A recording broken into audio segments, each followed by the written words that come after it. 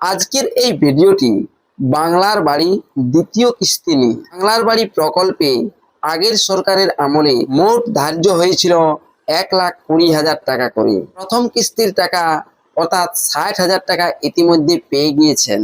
প্রথম কিস্তির যে কাজ সেটিও করে ফেলেছেন। এরপর নতুন সরকার এসেছে, নতুন সরকারের আমলে সেই যে আরো 60,000 টাকা অর্থাৎ দ্বিতীয় কিস্তির টাকা দেওয়া হবে কিনা এ নিয়ে আপনার সংবাদ মাধ্যম বা বাজেটেও এ নিয়ে কোনো শুনতে পান নাই। তাহলে আপনারা এই যে দ্বিতীয় কিস্তি 60,000 টাকা এটা কি পাবেন না? না, এই দ্বিতীয় কিস্তি 60,000 টাকা পাবেন। তা আমিও জানার জন্য আপনার সরকার আপনার পাশে যে নতুন হেল্পলাইন নম্বর চালু হয়েছে সেখানে ফোন করেছিলাম।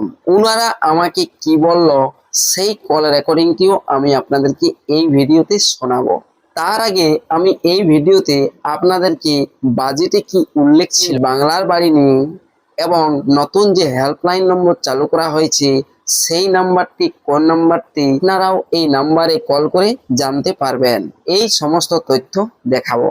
আর আপনারা টুকু হলো এই ভিডিও দেখে বাংলার বাড়ির দ্বিতীয় কিস্তি পাবেন কিনা বুঝতে পারবেন। তাই এই ভিডিওটি শেষ পর্যন্ত দেখুন। আর এই চ্যানেলটিতে যদি নতুন এসে থাকেন তাহলে অবশ্যই চ্যানেলটিকে সাবস্ক্রাইব করে রাখবেন, পাশে দেওয়া বেল আইকনটি অল করে দিবেন যাতে পরবর্তী নতুন ভিডিও নোটিফিকেশন পেয়ে যায়। আর যারা এই চ্যানেলটিকে সাবস্ক্রাইব করে রেখেছেন তাদেরকে অসংখ্য ধন্যবাদ।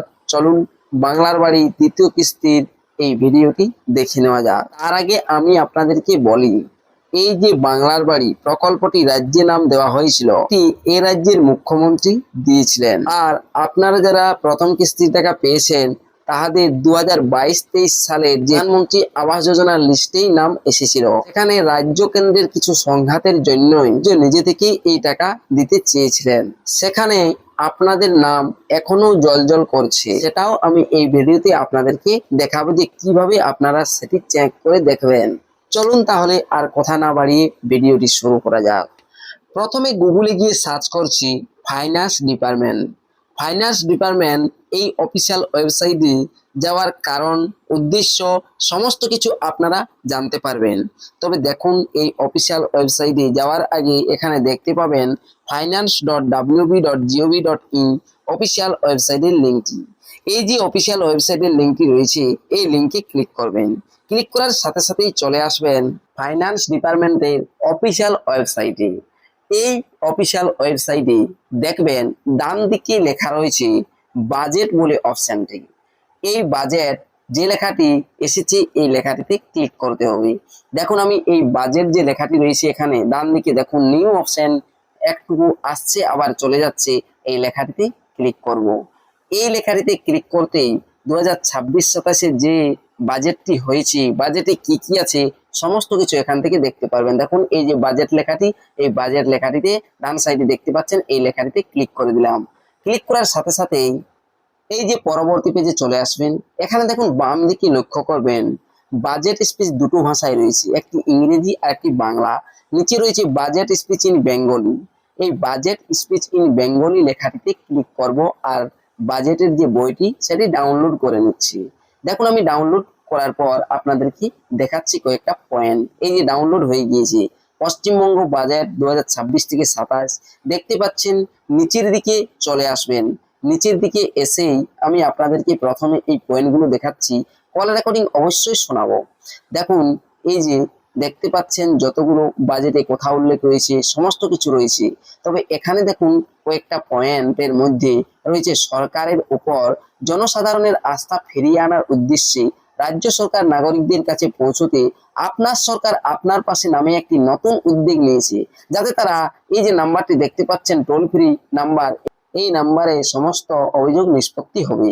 এরপর দেখুন এই যে এখানে যে 10 পাতায় লেখা রয়েছে গ্রাম বাংলার সুলভ মূল্যে আবাসন প্রদান করার জন্য কেন্দ্রীয় সরকারের PMAYG প্রকল্প শুরু করা হয়েছে, যা সকলের জন্য আবাসনের সুবিধা নিশ্চিত করে। এই প্রকল্পটি পশ্চিমবঙ্গে আরও সম্প্রসারণ করার জন্য চলতি অর্থবছরে 13,000 কোটি টাকা বাজেট বরাদ্দের প্রস্তাব করছি। এই অর্থবর্ষে 25 লক্ষ নতুন উপভোক্তাকে সুলভ বাসস্থান দেওয়া হবে। এই বাজেটের কোনো পাতাতেই বাংলার বাড়ি যারা প্রথম কিস্তি পেয়েছেন দ্বিতীয় কিস্তির কথা কোনো উল্লেখ নেই। নতুন করে বাড়ি বানানোর জন্য 13,000 কোটি টাকা যে বরাদ্দ হয়েছে এই কথাই লেখা রয়েছে। আর 25 লক্ষ নতুন উপভোক্তা সুলভে বাসস্থান পাবে সেটাই বলা হয়েছে। তবে এটি যেমন বাজেট হলো, এর আগেও তো আগের সরকারের আমলেও বাজেট হয়েছে। আর সেই বাজেটে অবশ্যই এই বাংলার বাড়ি প্রকল্পের জন্য হয়তো টাকা ধার্য করা হয়েছে, তাহলে সেই টাকা আপনাদের অ্যাকাউন্টে আসতে পারে অবশ্যই, এমনটা বোঝা যাচ্ছে। আমি আপনাদেরকে আরো দেখাচ্ছি। দেখুন, এই যে PMAY প্রধানমন্ত্রী আবাস যোজনার যে অফিসিয়াল ওয়েবসাইটটি রয়েছে, এই অফিসিয়াল ওয়েবসাইটে যদি আসেন, এসে পরে দেখুন এখানে একটি অপশন রয়েছে বাম দিকে অ্যাবাউট আস, তারপরের অপশন অ্যাবাউট শপ। এই যে অ্যাবাউট শপ অপশনটি রয়েছে, এই অ্যাবাউট শপ অপশনে ক্লিক করছি।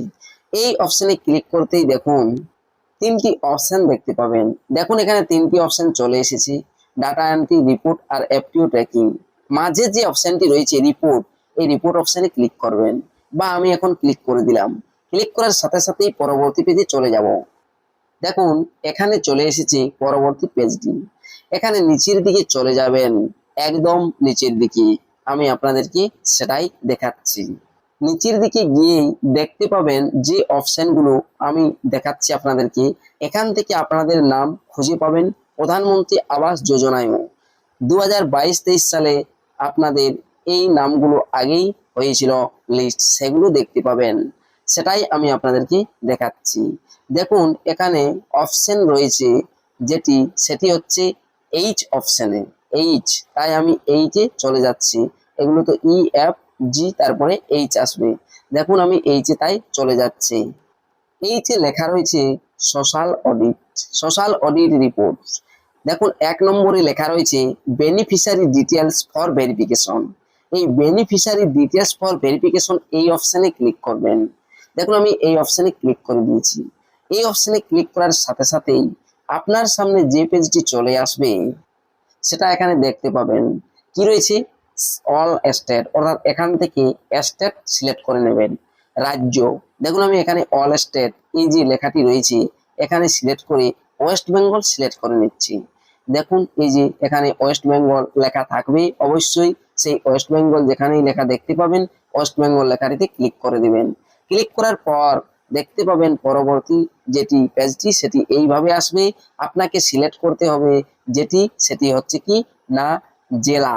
দেখুন আমি এখান থেকে জেলা সিলেক্ট করে নিচ্ছি। জেলা সিলেক্ট করে নেওয়ার পর আপনাকে সিলেক্ট করতে হবে ব্লক। দেখুন তাই আমি এরপর ব্লক সিলেক্ট করে নিচ্ছি, দেখাচ্ছি। আর আপনারাও এখান থেকে এরকম ভাবে দেখতে পারবেন। দেখুন এই যে সিলেক্ট অপশন রয়েছে, এখান থেকে ব্লক সিলেক্ট করে নিচ্ছি। ব্লক যেটি হয়েছে বা রয়েছে সেটি আমি সিলেক্ট করে নিচ্ছি। ব্লক সিলেক্ট করা হয়ে গেলে আপনাকে সিলেক্ট করতে হবে যে কত সালের আপনি প্রধানমন্ত্রী আবাস যোজনার যে লিস্ট সেটি দেখতে চাইছেন। দেখুন আমি এখান থেকে ব্লক সিলেক্ট করে নিলাম। ব্লক সিলেক্ট করে নিতেই পরবর্তীতে আপনাকে আপনার অঞ্চল সিলেক্ট করতে বলবে। দেখুন এখানে ব্লক সিলেক্ট হয়ে গেল। এরপর সিলেক্ট করে নিতে হবে অঞ্চল, যেটি আপনার অঞ্চল। এই যে সিলেক্ট অপশন রয়েছে এখান থেকে অঞ্চলটি সিলেক্ট করে নেবেন। অঞ্চলটি সিলেক্ট করে নেওয়ার পর যে বর্ষের আপনি লিস্ট দেখতে চাইছেন প্রধানমন্ত্রী আবাস যোজনার সেটি সিলেক্ট করতে হবে। এই যে দেখুন অঞ্চল সিলেক্ট করা হয়ে গেল। তারপরেই এই যে সিলেক্ট অপশন এসেছে এখানে দেখতে পাচ্ছেন। এখানে দেখুন এই যে অনেকগুলো অপশন রয়েছে, তবে 2026-27, 2025-26, 2024-25 এগুলোতে কিন্তু এই ওয়েস্ট বেঙ্গলের জন্য কোনোরূপ কোনো লিস্ট তৈরি হয়নি। 2023-24ও, তাই 2022 থেকে 23 এই অপশন সিলেক্ট করে নেবেন। তা করতেই চলে আসবে আরো একটি অপশন, এখান থেকে প্রধানমন্ত্রী আবাস যোজনা গ্রামীণ এটি সিলেক্ট করে নেবেন। এটা সিলেক্ট করে নেওয়ার পর দেখবেন সাবমিট বলে একটি অপশন নিচে দেখতে পাবেন। দেখুন আমি এখানে সিলেক্ট করে নিয়েছি, নিচেই সাবমিট অপশন রয়েছে। এই যে সাবমিট অপশনে ক্লিক করছি। সাবমিট অপশনে ক্লিক করতেই অঞ্চলে যাদের নামে নামে এসেছিল প্রধানমন্ত্রী আবাস যোজনা সেই 2022-23 সালে, বা নাম উঠেছিল কোনো সরকারি যে রাজ্য কেন্দ্রের সংঘাতের জোরে আপনাদের নামগুলো এই পর্যন্তই আটকে গিয়েছিল, দেখতে পাবেন এখানে আপনাদের নামের লিস্ট রয়েছে। আর আরেকটি জিনিস দেখতে পাবেন যে এখানে দেখুন কি রয়েছে না এই যে দেখতে পাচ্ছেন রয়েছে হাউস স্যাংশন, অর্থাৎ হাউস স্যাংশন হয়ে গিয়েছিল, স্যাংশন নম্বর চলে এসেছিল। আর কি না, স্যাংশন ডেট তো রয়েছে 1,30,000 টাকা করে, যেটি দেওয়ার কথা সেটিও স্যাংশন হয়ে গিয়েছিল। আর অ্যামাউন্ট কি পেয়েছিলেন? 0, কোনো ইনস্টলমেন্ট পাননি। তাই আপনারা অধৈর্য হারাবেন না। এই যে লিস্টটি রয়েছে, এই লিস্টে যেহেতু নাম রয়েছে, তাই আপনারা বাড়ি পেতেই পারেন। এমনকি cmo.wb.gov.in অফিসিয়াল ওয়েবসাইটের যে লিঙ্কটি রয়েছে, এই লিঙ্কে গিয়ে আপনারা যদি যান, সেই যে নতুন অফিসিয়াল ওয়েবসাইট খোলা হয়েছে বা নতুন যে আপনার সরকার আপনার পাশে হেল্পলাইন নম্বর খোলা হয়েছে, সেখানে ফোন করেও আপনারা জানতে পারেন। আমি সেখানে ফোন করে এই দ্বিতীয় কিস্তি বাংলার বাড়ি নিয়ে জানতে চেয়েছি। ওনারা আমাকে কি বললেন তার কল রেকর্ডিং আমি আপনাদেরকে শোনাবো। তার আগে আমি আপনাদেরকে দেখাচ্ছি এই যে অফিসিয়াল ওয়েবসাইটটি রয়েছে, এই নতুন যে হেল্পলাইন নম্বর রয়েছে এটি দেখিয়ে নিচ্ছি। দেখুন, এখানে আমি চলে এসেছি আপনার সরকার আপনার পাশে, তার অফিসিয়াল ওয়েবসাইটে। এই আপনার সরকার আপনার পাশে এই অফিসিয়াল ওয়েবসাইটে দেখুন হেল্প ডেস্ক একটি লেখা রয়েছে, তার নিচে নাম্বার রয়েছে, এই নাম্বারে আপনি কল করতে পারেন।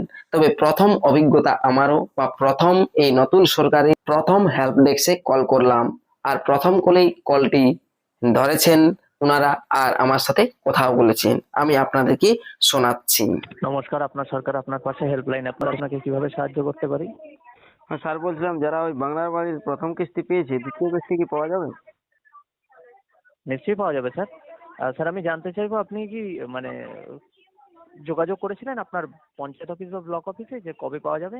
না না, ওইসব ব্যাপারে যোগাযোগ করিনি, বলি কোনো কিছু জানা যাচ্ছে না, বলি পাওয়া যাবে কি না। আচ্ছা, দেখুন আমাদের কাছে তো এরকম তথ্য নেই যে কবে পাওয়া যাবে।